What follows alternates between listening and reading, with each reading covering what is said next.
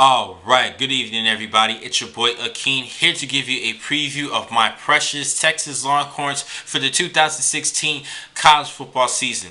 Now this is the third year under head coach Charlie Strong, and he is on the hot seat. In his first year, he led the team to a 6-7 overall record, losing in their bowl matchup. Then they went 5-7 last season, and this is their last shot. This is his last shot. It's not looking too well for him, and the main reason is the inconsistent play at quarterback. Now for this season, it's going to be a battle between freshman Shane Buccelli as well as Tyron Swoops, who does have more experience at quarterback, and they do have a new OC coming out of Tulsa, and Sterling Gilbert. Hopefully he can help things out. He did help Dane Evans last season for the Golden Hurricanes, but Charlie Strong is on the hot seat, and he really needs a big season this season. And in order for him to keep his job, he needs at least 8 wins, a positive 8 wins for this season, or he will get the boot. I don't care what anybody says. Now, overall for this team, let's talk about the offense.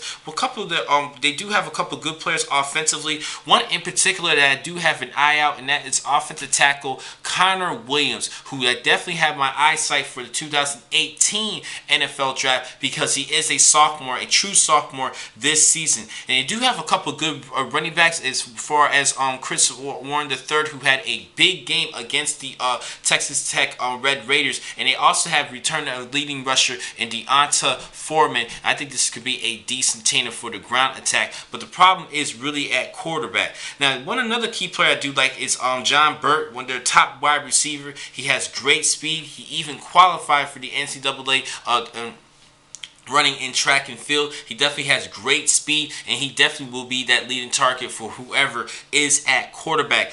Now defensively, we did lose Peter Jenkins, who was an all Big 12 performer, but we do have the return of Malik Jefferson, who had a pretty good true freshman season, and he will hopefully be leading the team in tackles this season. And another player that I do like is Dylan Haynes, who worked his butt off to earn a scholarship for my Longhorns. Came in as a walk-on, and he definitely worked his way up and earned a spot and finally getting the scholarship in 2014. Last season, he actually had 5 interceptions last year, which is good numbers. Definitely, he shows his ability to become a good center fielder and somewhat of a ball hog. That's something that could help out in the secondary. He has great leadership skills on and off the field. He was actually a 4-time member of academic honor roll for the Big 12 commission.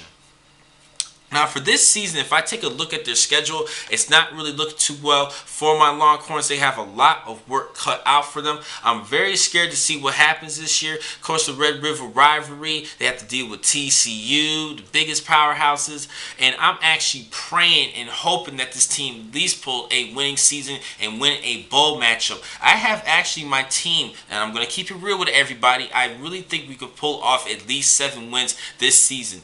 Now this is actually being more of a fan favorite. If I was looking at really deep as an analyst, I'm very scared for my team, particularly if we don't know what we're going to get at the quarterback position. Very inconsistent play, and I think a lot of people will probably say another 5-win season and Charlie Strong will get the boot, but I'm hoping, praying that we get at least 7 wins, going 7-5 and making it to a bowl game, winning the bowl game, going 8-5 overall for the season. Now, the next time I'm going to catch you guys will be in just a couple of minutes. I have 2 more blogs for today. Thank you for watching this blog. I'm your man, Akeem McCall. Be easy.